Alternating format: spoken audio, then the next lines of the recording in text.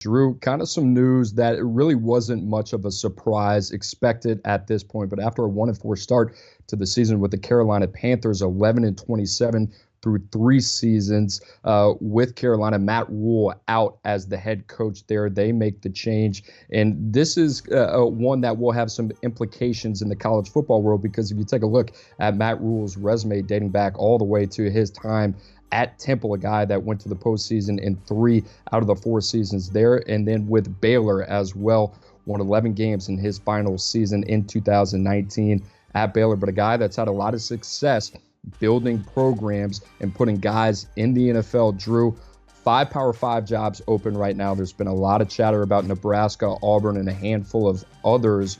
Which place do you think makes the most sense for Matt Rhule? Well, I think Nebraska, but I think with Matt Rhule, Cooper, you kind of just used 2 of those words, program builder. That's what I think makes Rhule unique. He can go anywhere in the country right now and build something from the ground. You look at his work at Temple. That was a guy that graduated from Penn State, kind of bounced around in the coaching ranks. And when he got to Temple, he realized, hey, I'm not going to get the best athletes. So I'm going to have to, try to find some height, weight, speed, as we call them, traits-based prospects, and develop them, coach them up, get them in the weight room, and hopefully turn them into something. And at Temple, Matt Rhule did just that. I looked it up. Temple, at the start of NFL training camps, they had 29 players on active rosters. Obviously, those get melted down to 53, but that was more than any other group of 5 program out there. And most of those draft picks, most of those guys getting a professional, contract, they were Matt Rhule's recruits. And then we saw him do the same thing at Baylor. Cooper, go back to the NFL scouting combine, the most recent one. Baylor had two of the 3 fastest 40-yard dashes there. So we saw what he could do at Temple. We saw what he could do in the middle of Texas. And I think that's what makes Matt Rhule unique. He can essentially go anywhere, set up shop, set up a recruiting department, set up a scouting department, start hosting camps, and then coach those guys up. So, I don't have one school for him. I think Nebraska makes a ton of sense. I think maybe Wisconsin, if they wanted to go down that route. The big thing with Matt Rhule is he's got no ties to the Midwest. So we'll see. Coop, what do you think? Who do you think is licking their chops right now that he's officially on the market? It has to be Nebraska. You mentioned them before, and I think Nebraska is a developmental program. We've talked a lot about Wisconsin and how those 2 programs are very similar that way. And you look at Matt Rhule's resume, where he's been all the way going back to his time at Temple. He's been an area-based recruiter, a guy that really did a good job in the states of New Jersey and Pennsylvania. His 3 cycles in Baylor, he had 15-plus in-state commitments in every cycle from 2017 to 2019 at Baylor. So if you look at that track record, I think that's going to be really important. But it also begs the question, if he were going to go to a place like Nebraska or Wisconsin, Andrew, this was the question we had with Jim Leonhard, or any coach who's going to step in to one of these 2 positions. Where are you going to get your skill level talent from? And I think at Baylor, he was in a really good situation where there were a lot of trait-based players, where you talked about Texas, one of the best states, has more top 247 players than any other state in the country as of now in the 2023 cycle. So that goes to show, I think that recruiting area is going to be really critical for him as he makes a decision. And you mentioned he was only in year 3 of a 7-year deal. He is still owed $42 million over the next 4 years, making $840,000 a month for the next 48 months. So I think he can be really patient. And I think Matt Rhule wanted an opportunity at the highest level, and that was on Sundays. What's the next big thing?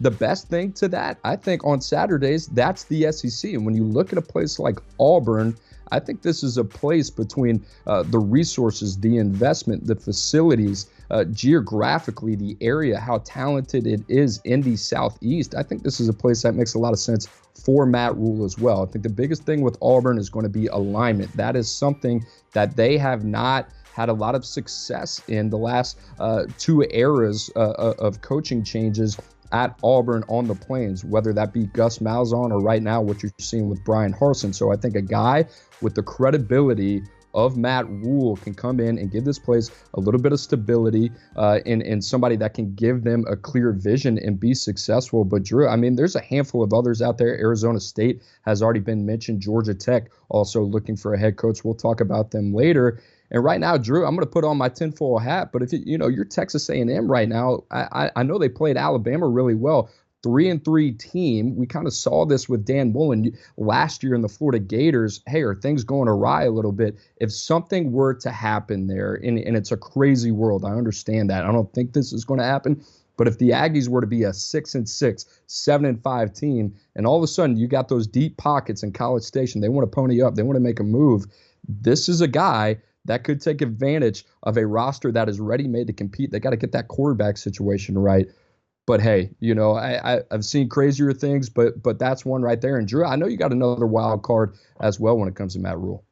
I think Louisville, what happens there with Scott Satterfield? I think Louisville, top 20 ranked recruiting class right now. We've seen from their end, whether that's the collective or the school, they're also invested. And I think Matt Rhule could set up shop there, centrally located, and go and get guys and be competitive in a conference where you don't have to face Alabama every year. You don't have to face Georgia every year. So I think that's another job that makes some sense. And Coop, I'll say this, any college football fan that isn't too familiar with Matt Rhule's work, I encourage you to look up a story. Chris Hummer, our colleague at 24/7 Sports, he wrote it actually 3 years ago, and it takes a deep look at what Rhule did at Baylor and why things worked there and why things worked at Temple. He's a players first coach. A lot of guys believed in him. There was Temple players that were cheering for him publicly when he left for Baylor and just hoping for his success. But, Hummer has a ton of great quotes in there. I think one of my favorite ones came from one of the recruiting directors.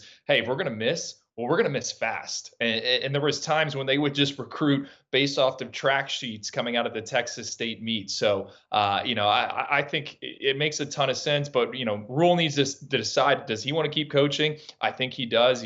I've spent some time around Manny Diaz since his exit at the University of Miami. And a lot of these guys, they want to kind of write their name. So we'll see. But Cooper, I think you mentioned one really important thing. The ball's in his court. He can take as much time as he wants, and he can sit and wait for the perfect opportunity. So who knows what's going to open up over the next few months. He'll have no shortage of suitors at the collegiate level. And if you look back at, hey, what went wrong at the NFL level, take a look at the quarterback room. Cam Newton, Teddy Bridgewater, Sam Darnold, Baker Mayfield, a lot of these options for Matt Rhule kind of ran dry. They took a shot at Deshaun Watson this offseason. That did not materialize. He was never able to get that quarterback room right. And now he's here. He's on the open market. So one of these programs, whether it's Nebraska, Auburn, or maybe a team that's not even in the field yet, we'll see where Matt Rhule ends up. But Drew, go ahead. Point this out. Matt Rhule, at one point when he's at Temple, guess who he had committed? Kenny Pickett, first-round pick. A guy that led Pittsburgh to an ACC title. So maybe he can get the quarterback situation figured out at one of these schools that plays on Saturdays. I had to get that in. That's important. Before we segue to segment number 2, make sure you subscribe to the 24/7 Sports YouTube channel. Also, make sure you give us a like and leave a comment as well. A lot of good stuff happening right now, especially as recruiting is starting to pick up as we head into the later months before early signing period.